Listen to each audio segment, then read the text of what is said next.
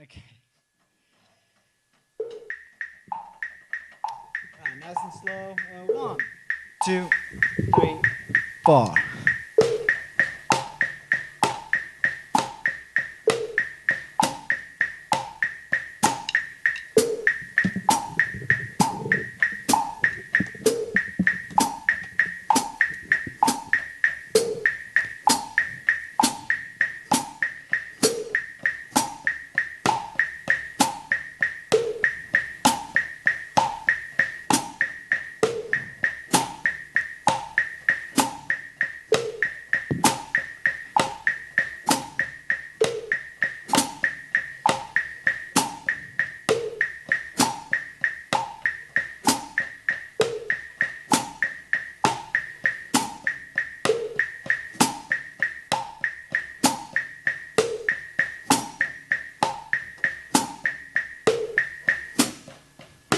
Okay, a little bit faster. 1, 2, 3, 4.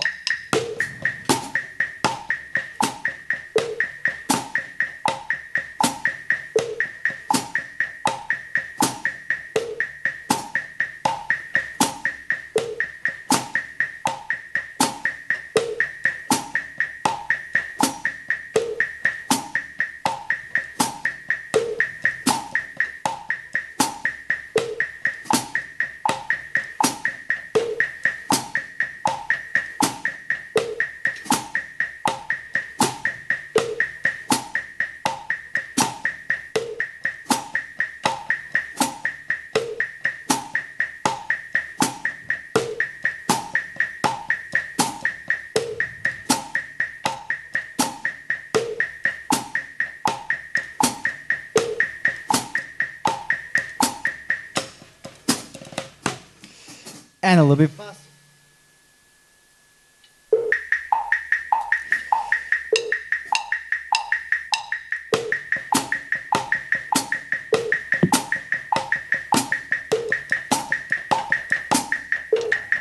Okay.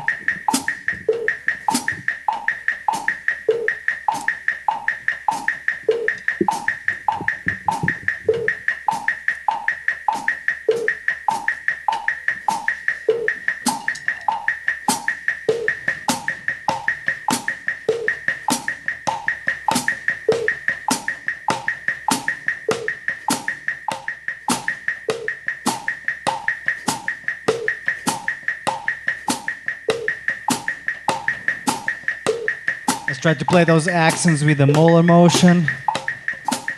Up, up, up, up. Small and smart. Right? Small and smart, small and smart.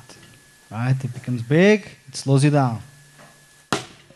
The only difference between a molar setup and the Gladstone setup is where it starts. Is it here or is it here?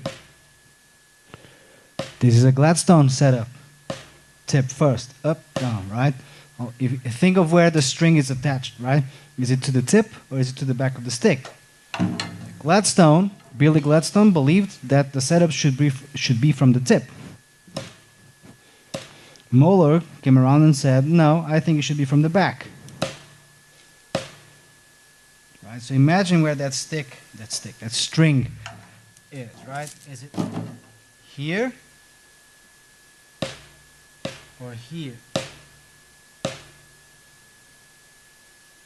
Is it the bottom of the stick that goes up first, and then we swing it down?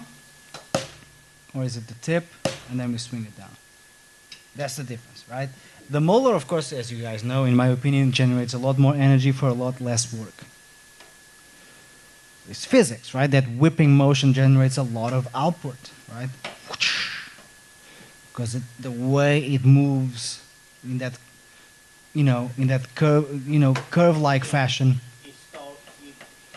Yeah. Again, it's the crack of the whip, right? If you just throw the rope, nothing happens. If you flick it, you get that at the end of it. Okay?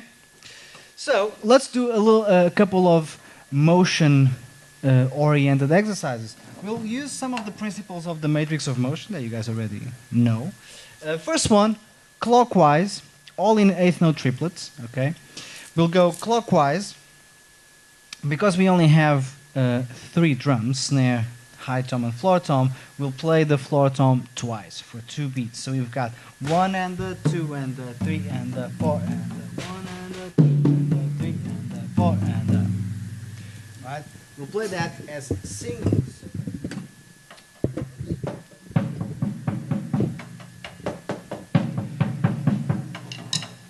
Okay, right, so we've got.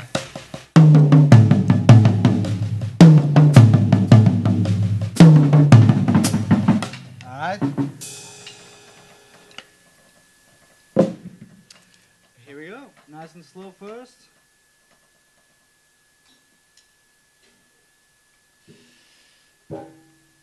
Oh, but you're gonna need that. Oh. Hence why it's there. If you need to move it, you can move it.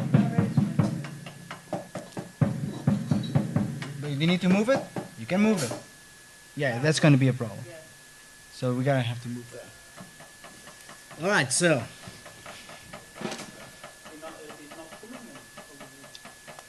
Apparently.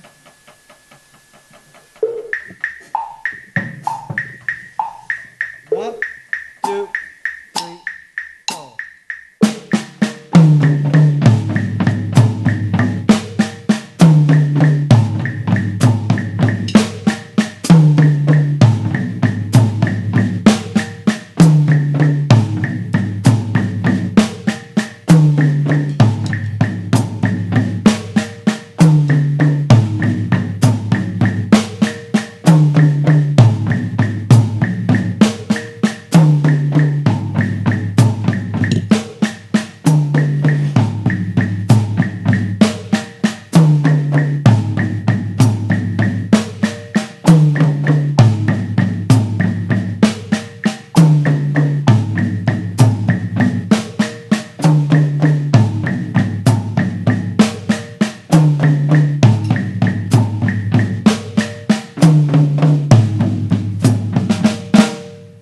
Alright, let's try to play that hi-hat on 2 and 4 as well.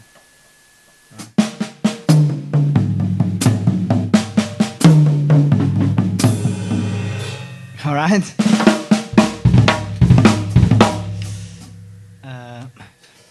We'll do the same speed again. We'll try to add the hi-hat now.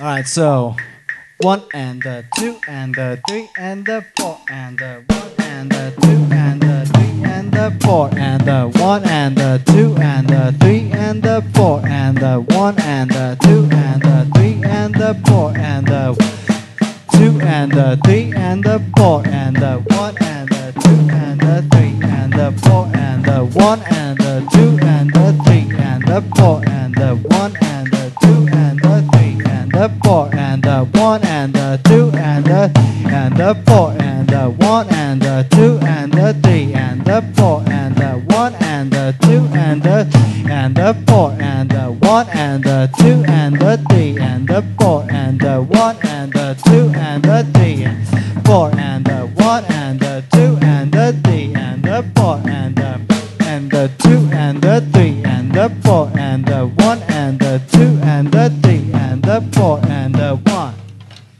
Alright? So that's just 60 seconds of that. Let's do it a little bit faster. So by the way, that was 65 BPM. We'll try now 75.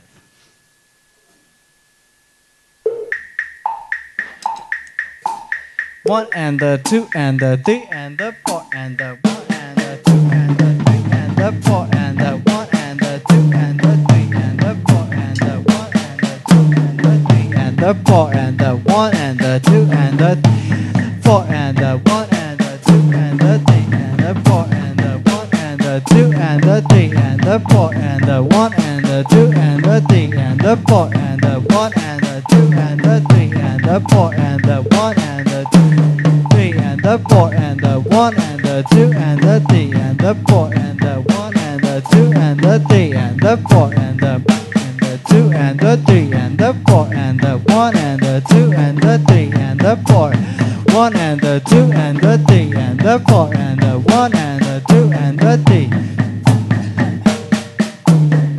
and the 4 and the 1 and the 2 and the 3 and the 1.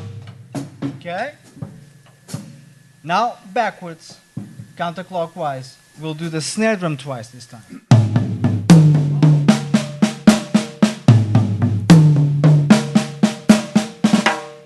Okay?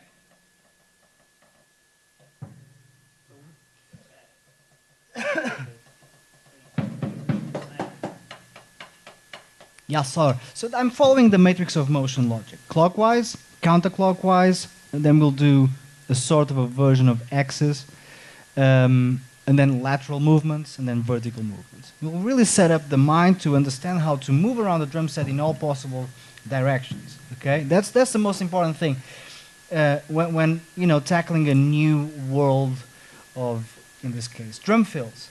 First, we got to get acquainted with the mechanics. How do I go from here to there? Okay, well, how do I go from here to there? How do I go from here to there to there? Now, and all those different combinations are, you know, the core of the matrix of motion. Do you guys? No, we don't need to look at it. We just know, right? Like counterclock. If I say that, we know what that means, and axis and all that, right? All right. So in that case, counterclockwise, starting on the floor tone. Here we go. 1, 2, 3, 4.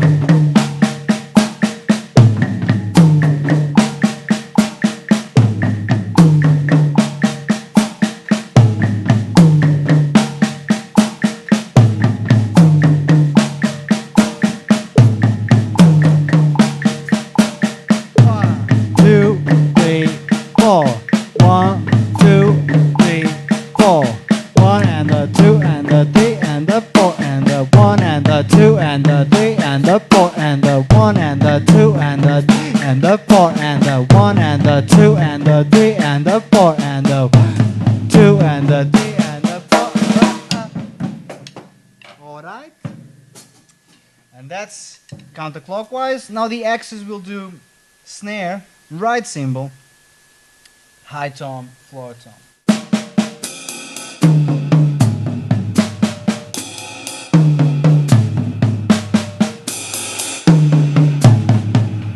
Okay?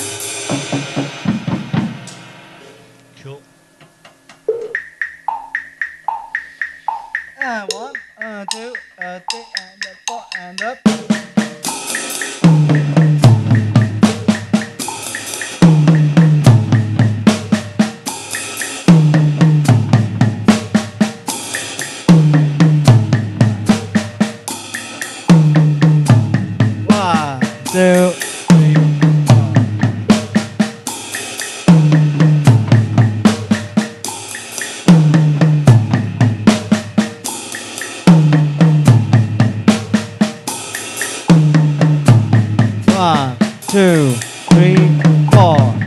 And the 2 and the 3 and the 4 and the 1 and the 2 and the 3 and the 4 and the 1 and the 2 and the 4 and the 1 and the 2 and the 3 and the 4 and the 1 and the 2 and the 3 and the 4 and the 1 and the 2 and the 3 and the 4 and the 1 and the 2 and the 3 and the 4 and the.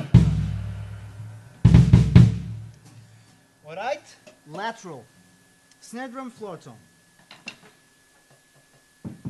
That's it. Really good one to teach us how to work, to have the wrists working separately from the shoulders, right? You got the wrists playing the eighth note triplets, and the shoulders kind of just swing the arms back and forth, or in this case, side to side, right? Especially as the speed increases, it's really important that this is kind of just a sweeping movement, whilst the wrists keep on playing, right?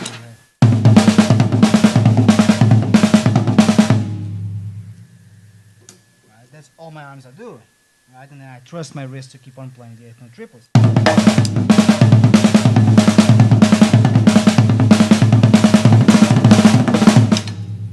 Oops. Okay. All right, so let's try this.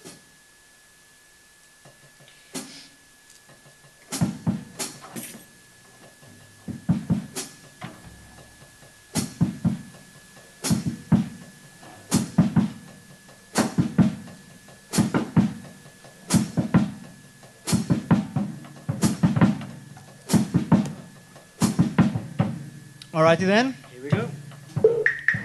Starting on the floor tom, it's a little bit easier. 1, 2, 3, 4.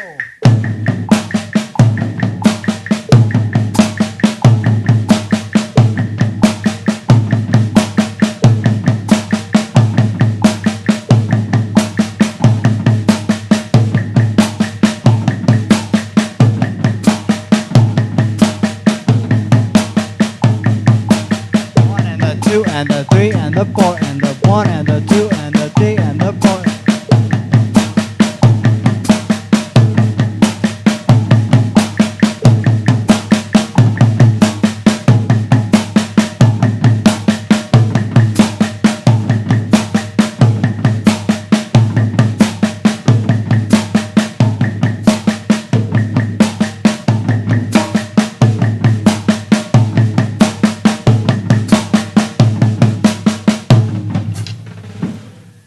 Okay, and then vertical between the snare drum and the high tone.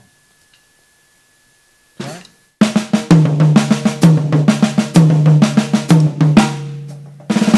And again, same thing, right? The goal is to have the arms to work, or in this case the shoulders to work independently from the wrists, because that's something that, you know, it's easy said than done. It's quite challenging to kind of program those different movements depending on sections, right? The wrist does this, the elbow does that, the shoulders does the other. That takes a while to program into the body, right? But it's really important that we practice these with always with that sort of attention and awareness to those little details, right? Am I taking into account that I've got a 1-to-3 ratio here in terms of movement, 1 shoulder movement per 3 wrist movements? Is that something that I'm paying attention to, or am I just kind of trying to, you know, spaz it out and hope for the best?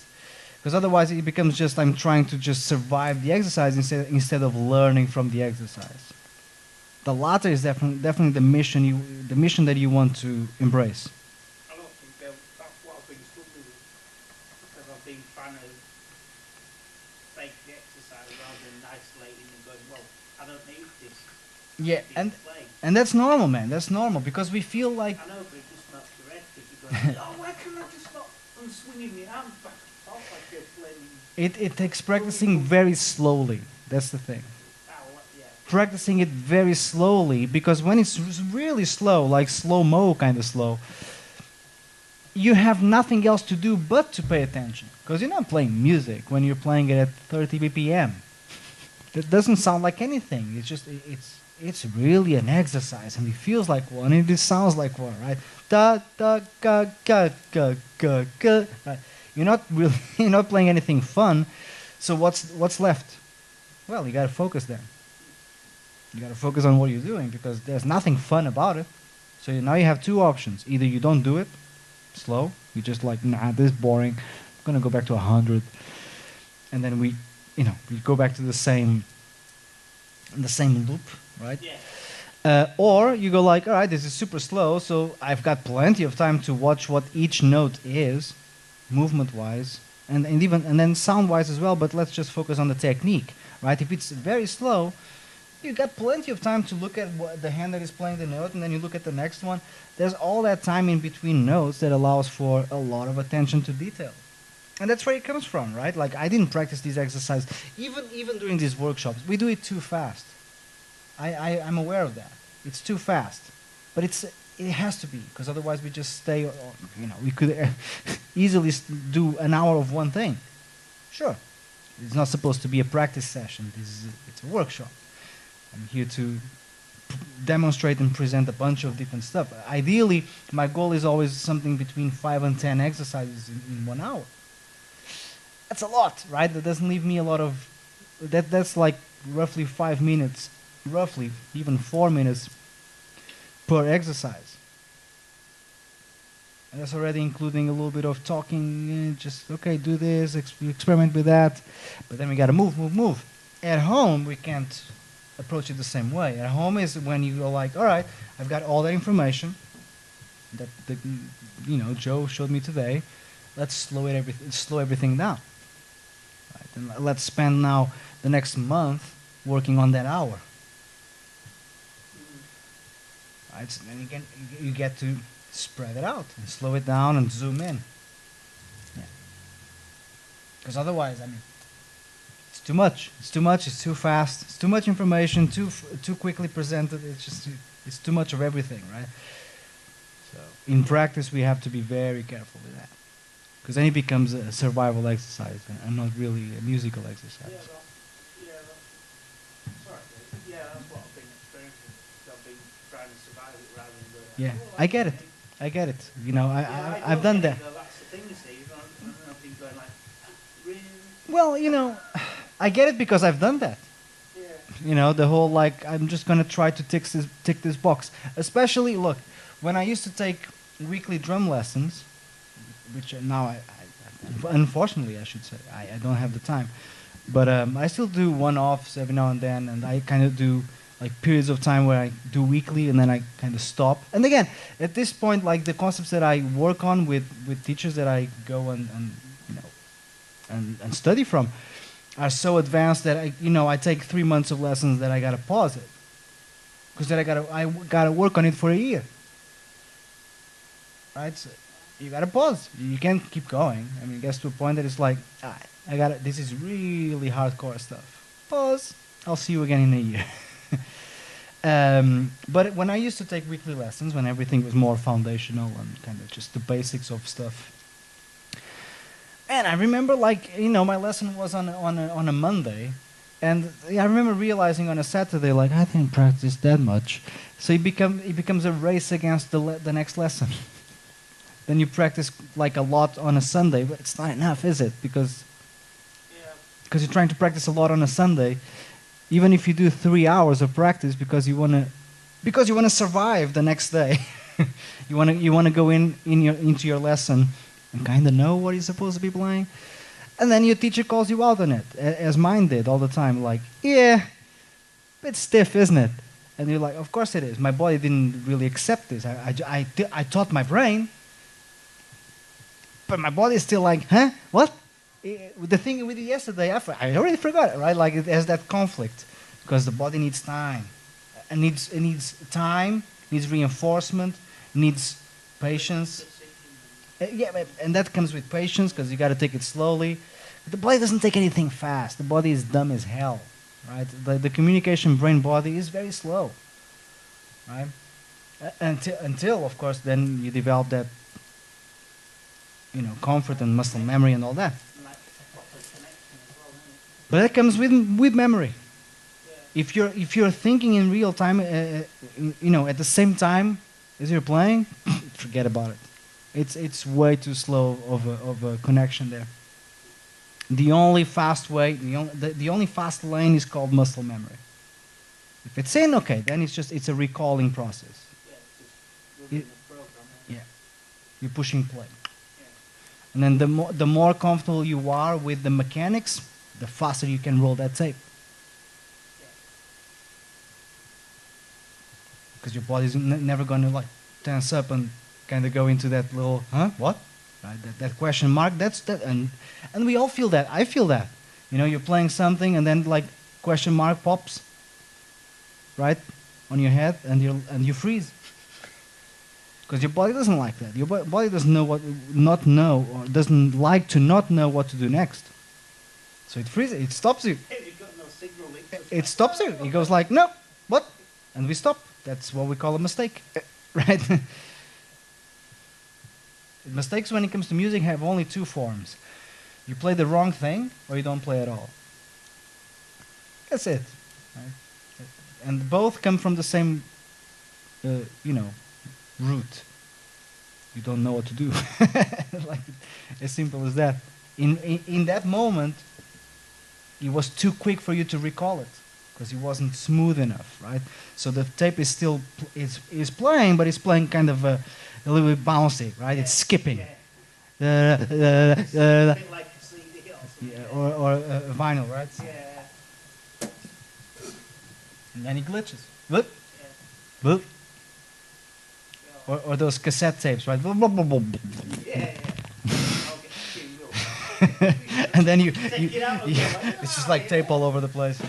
That's basically your brain cells. Yeah. And that's it.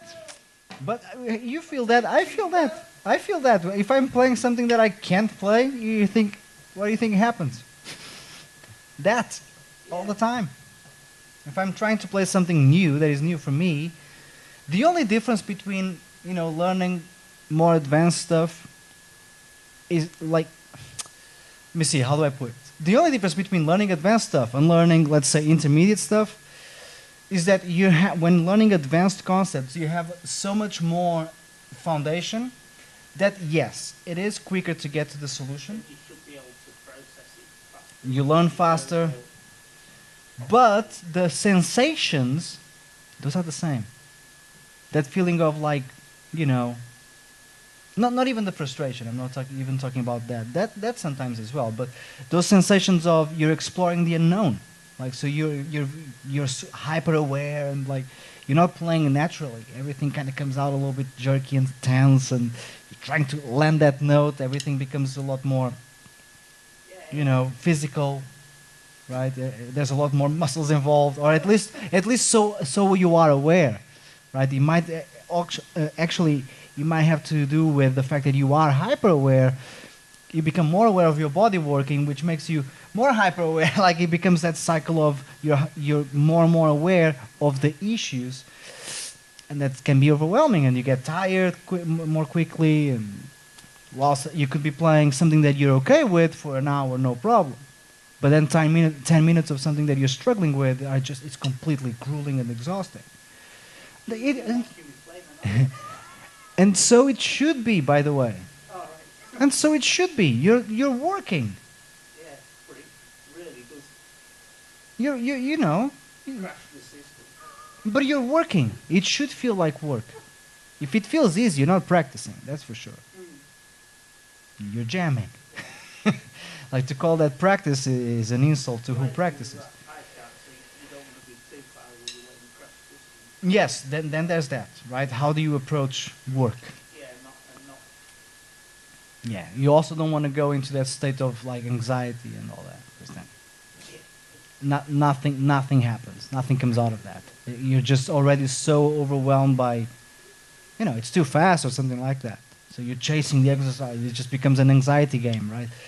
Let me see how anxious I can get before I have to stop playing. And that actually generates a second issue. It programs your body to be anxious whenever you grab a pair of sticks. Because if that's how you practice, your body learns that body language. So whenever you, like, even to jam, you grab this, the shoulders go up and the elbows go out, and right, everything starts to happen. That's sort of sounding like inflated orange, right, ready for a scrap. And, It's like but- you're almost, you've lost before you start. Yeah, and that's muscle memory. Yeah. Oh, That's not even yeah. nothing to do with psychology. No. That's because you trained your body to always do this. So your body is, don't practice what you don't want to be, right? That's Yeah, it's just gonna take a while. who do you want to look like? This is a really good advice that I received many years ago. My teacher, we were talking about technique and all that, and I was complaining about my left hand, probably, or my right foot. It always has been those two kind of, as it goes, right? Surprise, surprise. Your bass drum foot and your left hand. And I was telling him, like, man, my bass drum is so sloppy, man.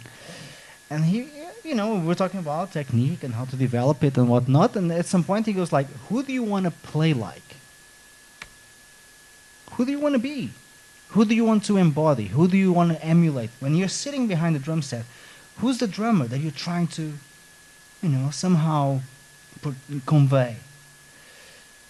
I was like, I thought for a little bit, like who my influences were, and I said, I really like Papa Joe Jones, and I really like Benny Greb. I really like Tommy Igoe. So I mentioned a couple of names. And he said, well, then you have to become them. You have to move like they move. So when you look at yourself, you got to see them. You can't see this. Is that what Benny Greb does? No, he does this, doesn't he? So practice that. Practice who you want to become, not whatever that is. Right? And I started doing that, right? As I'm playing, I'm trying to see, like, literally replay YouTube videos and stuff like that in my mind. And I'm trying to be that guy on that stage. So Benny Greb has got a sort of, like, he's got peculiar movements that were very helpful to try to emulate. I didn't get to the level of them, not even close, but it became easier for me to embody that sort of, to put it very simply, to embody what the pros do. What do they do? How do they move? Yeah, but they all do it differently. That's the other cool thing. They all do it differently. And you become a sort of like a sum of all parts. It's like that idea that, if you... yeah. Yeah, and the more you do that, the more you bring more and more influences into your practice time, the closer you will be to what you really actually behave like. Because if you only copy one guy, all right, you're going to become a very grainy photocopy of that one guy, which is not good. You don't want to do that. But if you copy 100 guys, then you're not going to be copying anyone. At the end of the day, you're really just being you. The sum of all parts will be you. You'll find how you operate. But you're just trying to channel that, the proper way, let's say. Instead of just going by whatever your gut feeling is telling you to do. That's why I say, like, in this day and age, man, I don't understand why people are not watching, 4 or 5 hours of, YouTube videos a week. I don't get it. I don't, like, in this day and age, I don't understand why that's not part of one's practice. Because without that visual input, we don't know what we are supposed to be pursuing. Right? And then it becomes a feedback loop of just reinforcing bad habits. Playing the same thing over and over again. Or even the same way, even if it's not the same thing specifically, but you're just doing this. Yeah. All right, so let's get into these drum fills. We'll do a couple of these. We won't do all of them, obviously. Some of them we've done already in our lessons. Some of them we haven't. So I'll try to tackle the ones that we haven't. Let's take a look at exercise 27.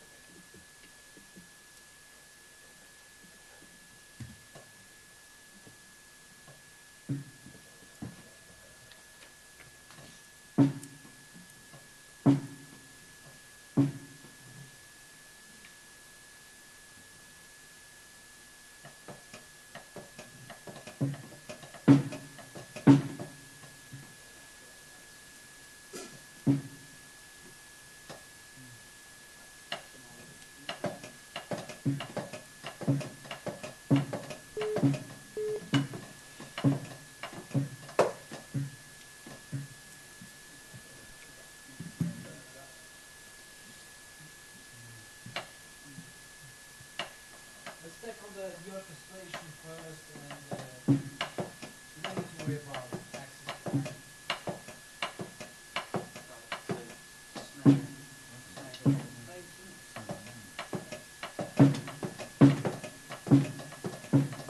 Right, so let's break it down. drums wise. First of all, do we see there's a very simple pattern there, right? Yeah. It's a 3-note grouping. So how does it go orchestration wise? Snare, high tom, bass. And that's that. Okay, so now, because we are practicing drum fills, we will be combining these with a bar of swing.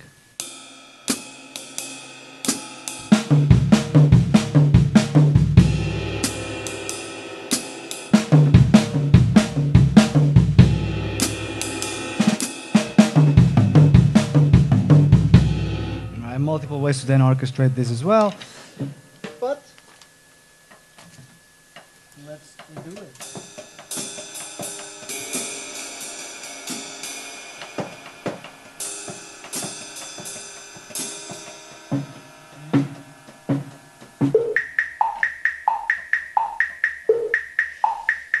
Okay, so 1, 2, 3, 4.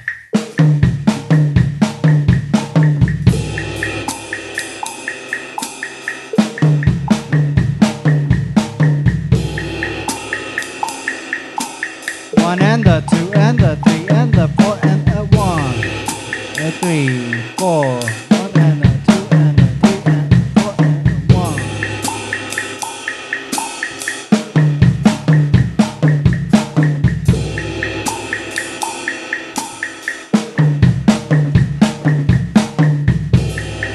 Let's play that double bass drum at the end.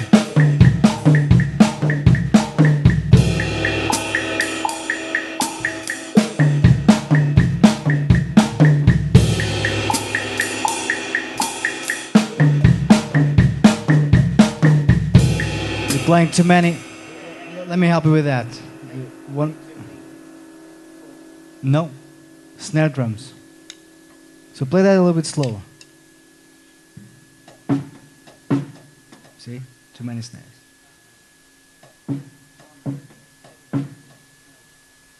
Exactly. That's the mistake you were doing. You were playing too many snares.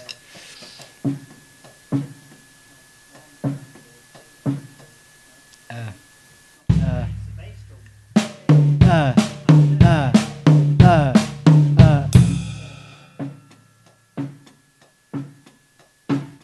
That's it.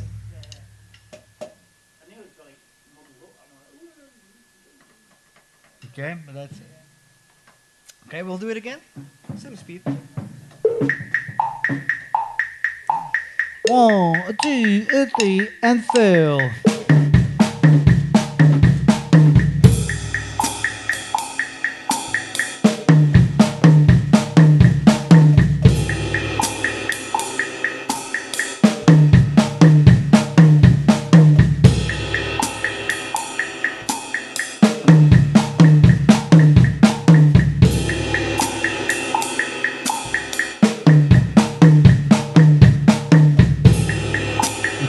It's your bass drum. Boom, boom, boom, boom, boom. 1 and a 2, a 3, a 4, a 1.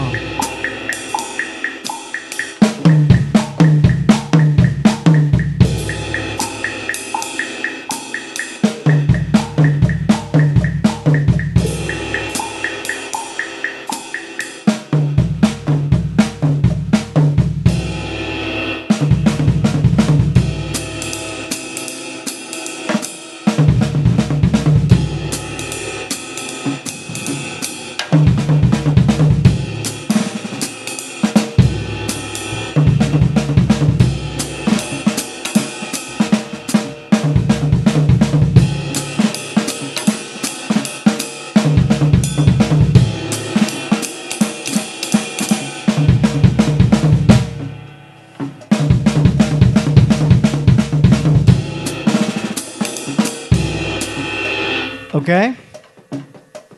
So still using number 27 there, let's take a look at a couple of orchestration variations. So we can do 1 and a 2 and a 3 and a 4 and a 1. So snare high, floor high, floor high.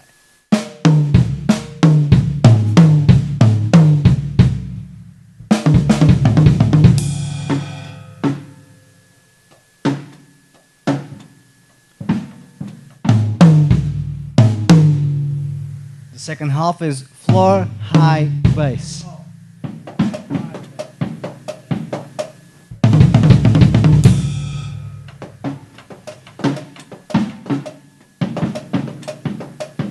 Yeah.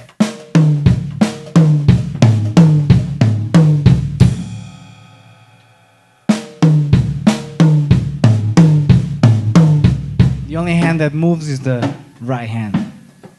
Yeah.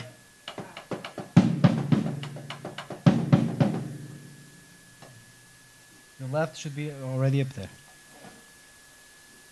Because their hand won't move.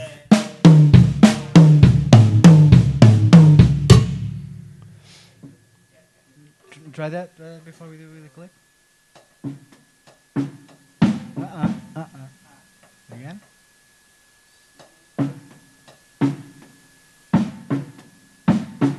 Okay. So that right hand, gotta get used to moving over to the floor tom without. Right. That's the thing, right? Mm-mm.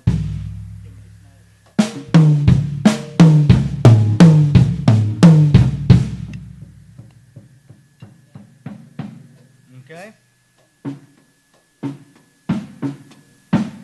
That's it. So, 1, 2, 3, starting with the fill.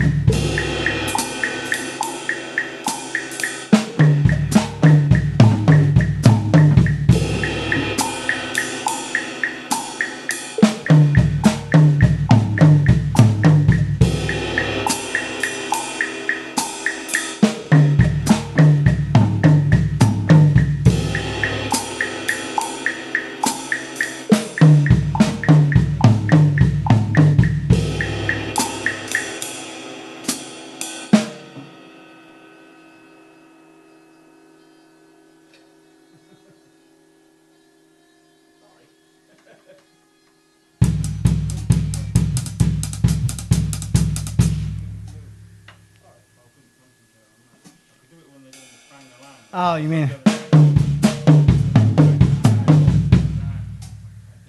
sneaky?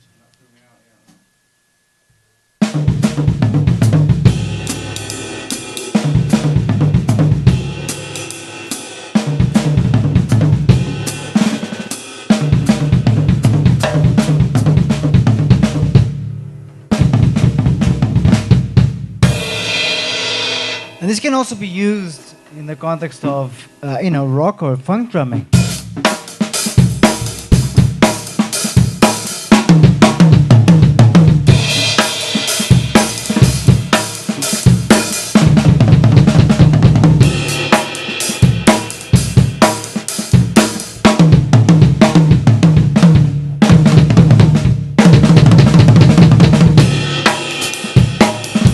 Right, it can both be eighth note triplets.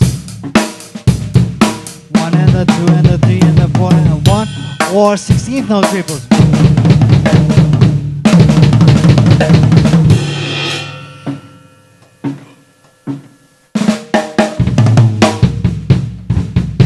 Okay, anyway, back to the swing. Let's take a look at drum fill number 28.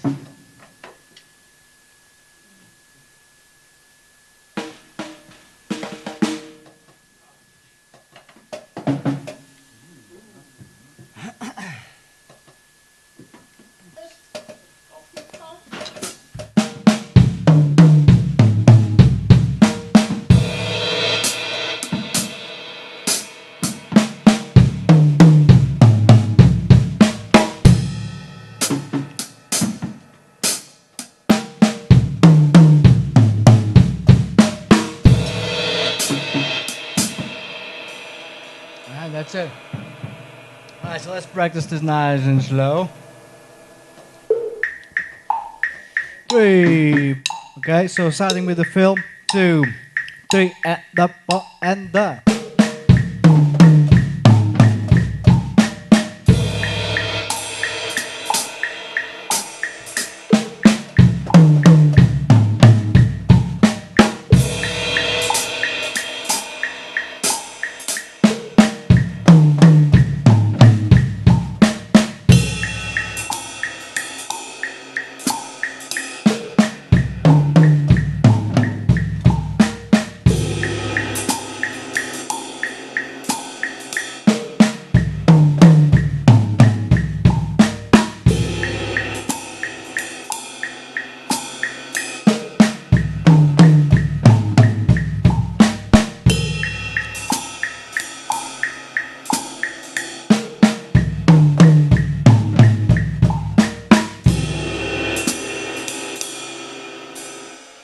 Okay, a little bit faster. And 1 and 2 and 3 and the 4 and the.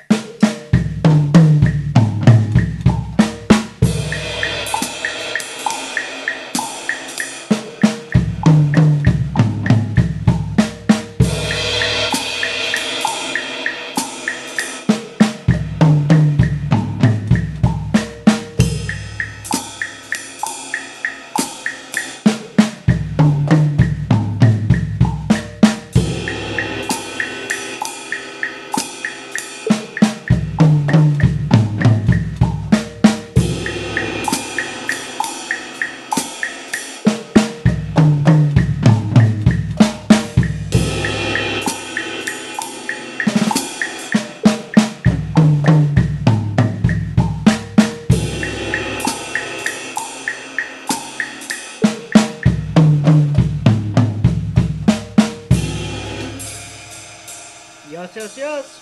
All right, a little bit faster.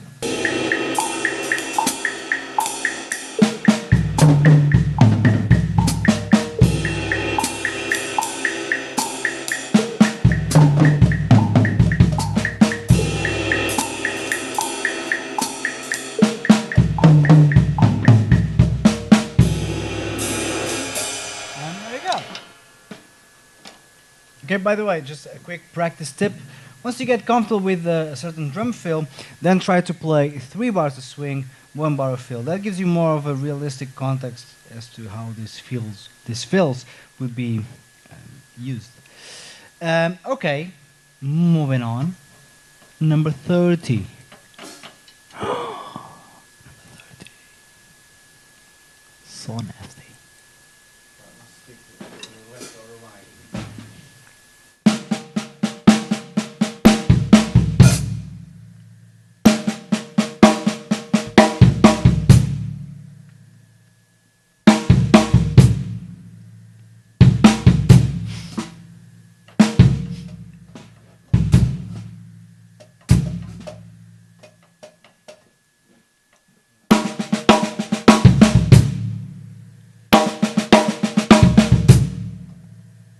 One and the 2 and the 3 and the 4 and the 1.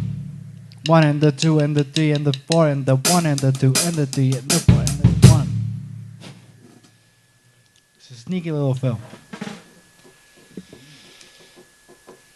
Will be the last one we do today.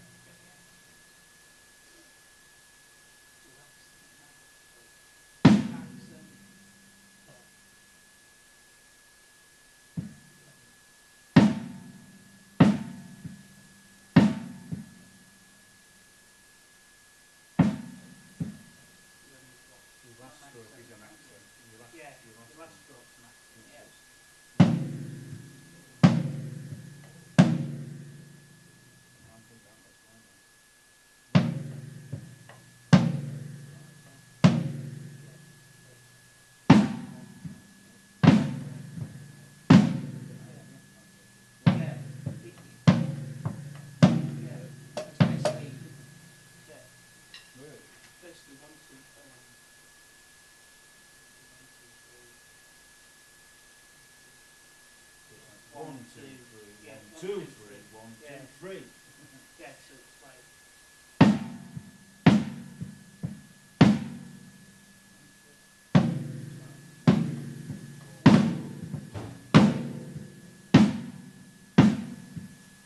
Alright, so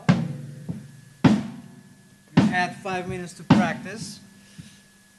Questions?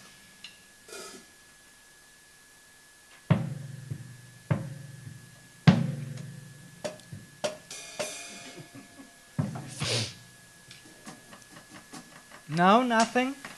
No questions?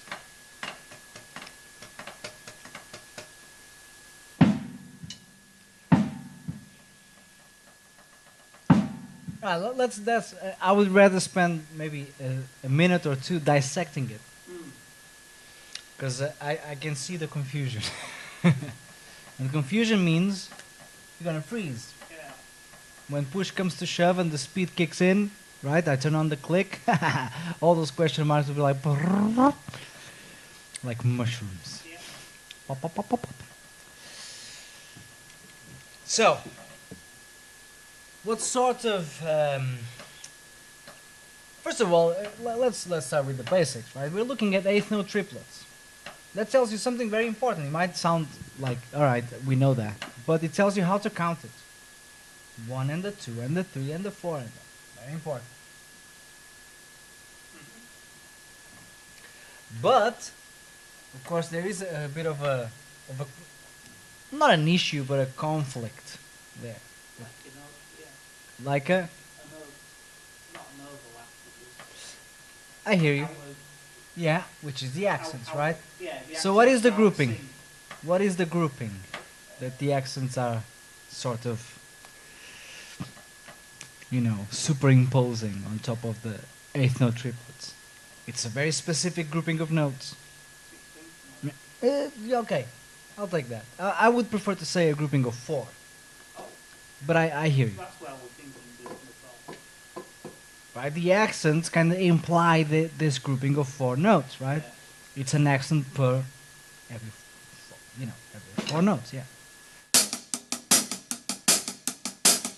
But, and that's where the conflict comes from, the counting is still 1 and the 2 and the 3 and the 4 and the 1 and the 2 and the 3 and the 4 and the 1 and the 2 and the 3 and the 4 and the 1 and the 2 and the 3 and 4 and the 1 and the...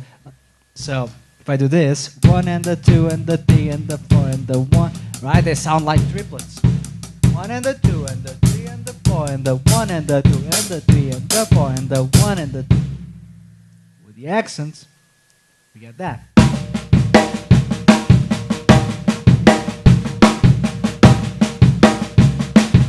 One and the 2 and the 3 and the 4 and the 1 and the 2 and the 3 and the 4 and the 1 and the 2 and the 3 and the 4 and the 1 and the 2 and the 3 and the 4.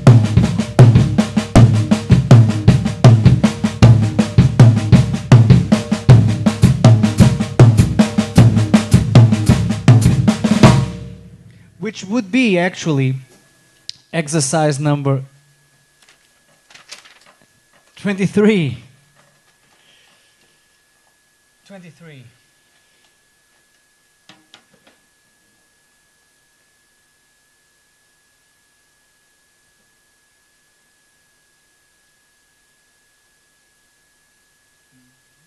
Yeah, does that make sense?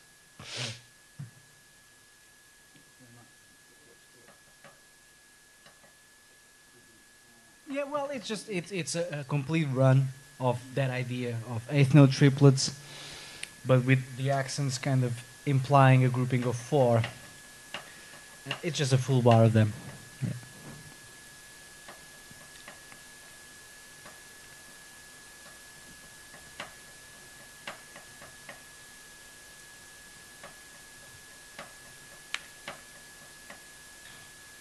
Are you guys in a rush to go? It's already 1:05. No? We'll do another 10 minutes.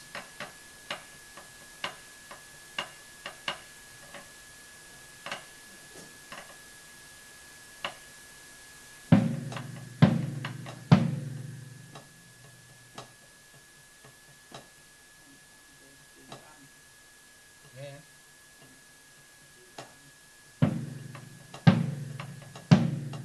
So when you play the accents. Yeah.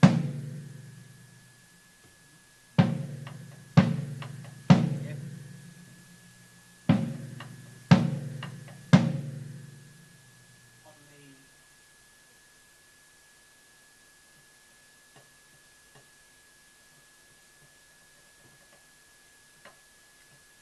On D.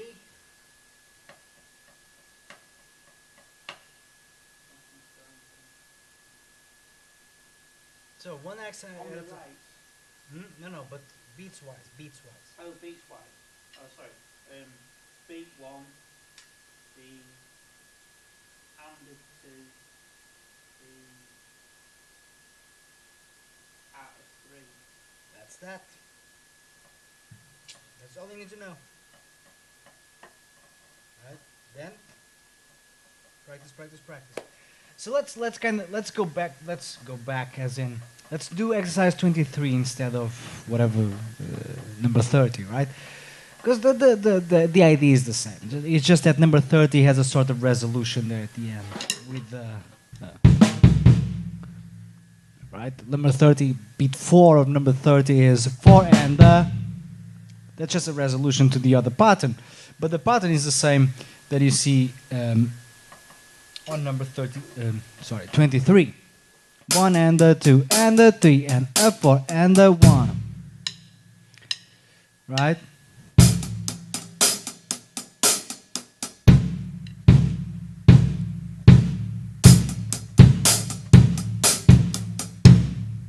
With the counting.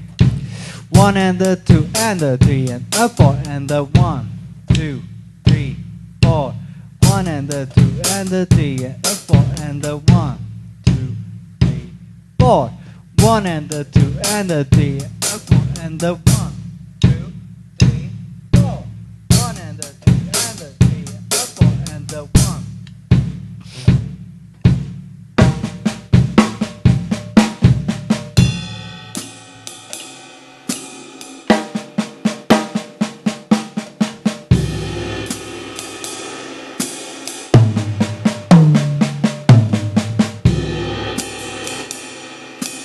One and the 2 and the 3 and the 4 and the 1. 1 and the 2 and the 3 and the 4 and the 1. 1 and the 2 and the 3 and the 4 and the 1.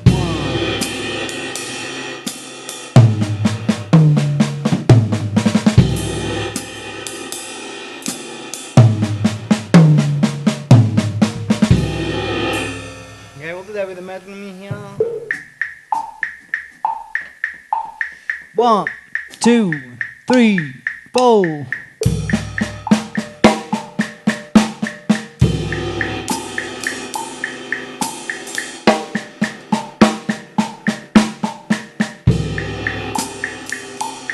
So 1 and the 2 and the 3 and the 4 and the 1, 2, 3, 4. 1 and the 2 and the 3 and the 4 and the 1, 2, 3, 4. 1 and the 2 and the 3 and the 4 and the 1, 2, 3, 4. 1 and the 2 and the 3 and the 4 and the 1, 2, 3, 4. 1 and the 2 and the 3 and the 4 and the 1, 2, 3, 4. 1 and the 2 and the 3 and we're playing an extra accent there. 1 and the 2 and the 3 and the 4 and the 1, 2, 3, 4. 1 and the 2 and the 3 and the 4 and the 1, 2, 3, 4. 1 and the 2 and the 3 and the 4 and the 1. To do, just do that just the one time. That's it. Yeah, that's it. Yeah. Okay? There's looks like we slipped another one in like this. So, to conclude, let's play number 27, number 28. Try it. And number 23. We didn't really do number 30, so we won't do that. But this time along to music. We'll play 3 bars of swing, 1 bar of 27, 3 bars of swing, 1 bar of 28. I'll call them out as well so we know where we are. And 3 bars of swing and a bar of 23. Swing, jazz, drumless.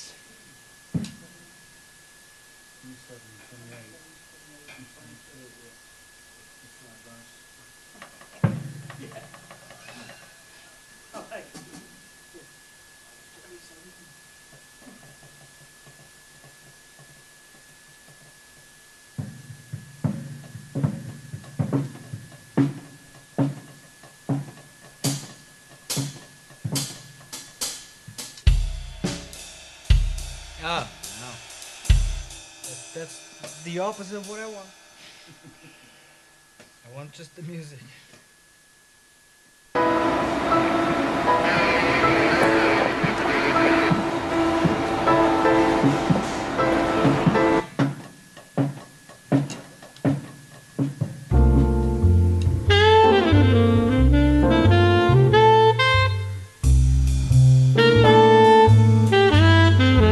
Three, go. 1,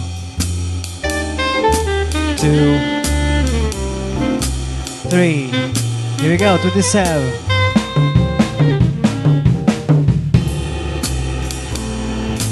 2,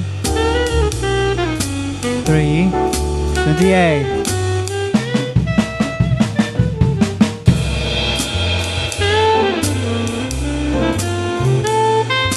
3, 23. Here we go.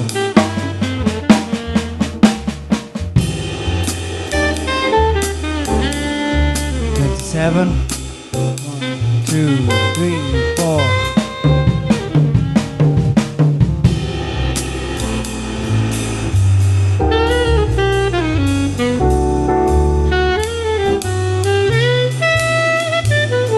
We missed the cue.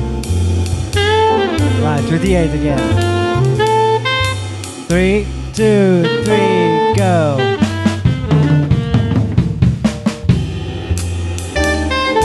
2, 3, 23.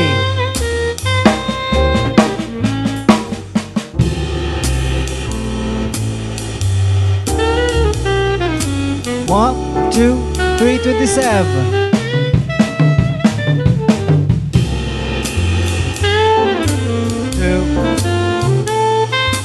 3, 28.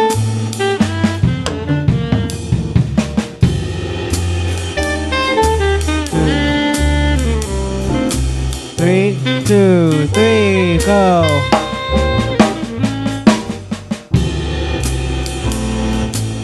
Back to 27. 1, 2, 3, go.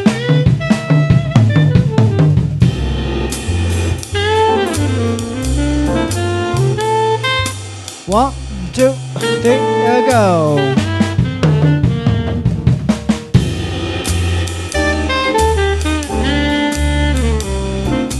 1, 2, 3, go.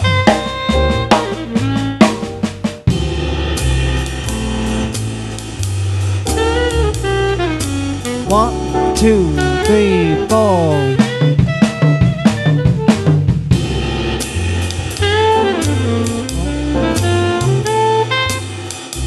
2, 3, 4.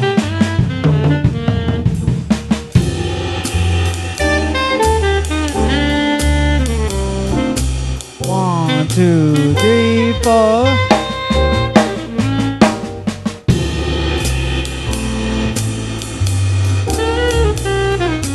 1, 2, 3, 4.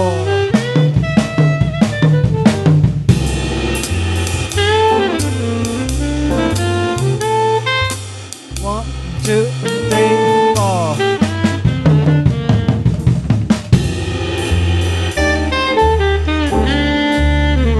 Alright, can do one more. Little bit faster.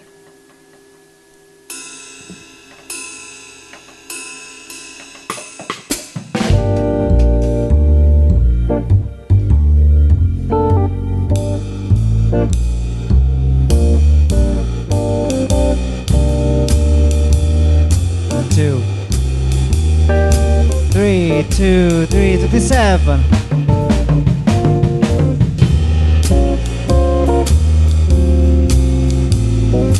One, two, three, four.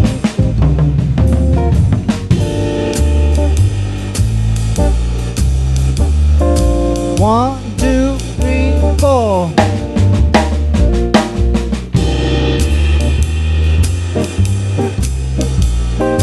One.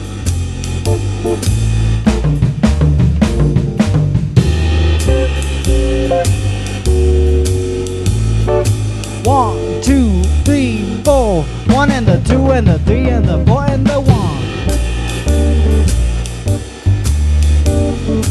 One, two, three, four. One and the two and the three and the four and the one. One, two, three, four. One and the two and the three and the four and the one. One, two, three, four. One and the two and the three and the four and the one. One, two, three, four. One and the two and the three and the four and the one.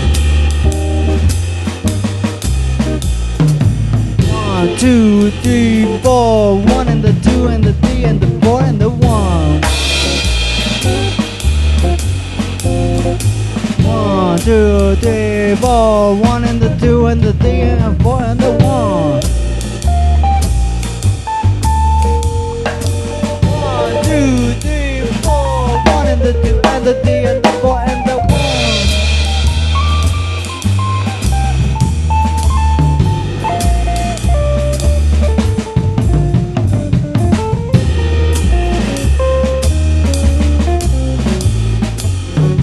Two, three, four.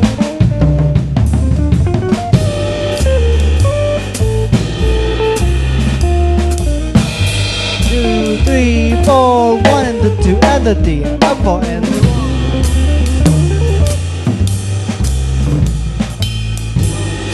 Three, four. One and the two and the three and the four and the one.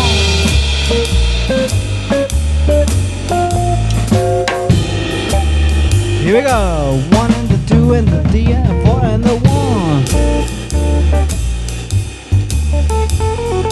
One, two, three, four. One and the two and the three and the four and the one.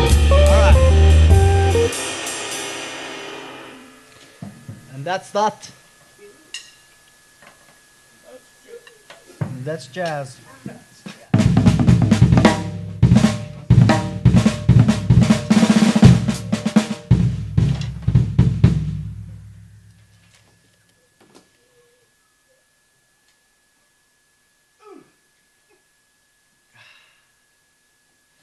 Nice. So we developed left hand independence, we developed bass drum independence, we developed playing melodies and now drum fills. Go out there and jazz. Next week we'll do a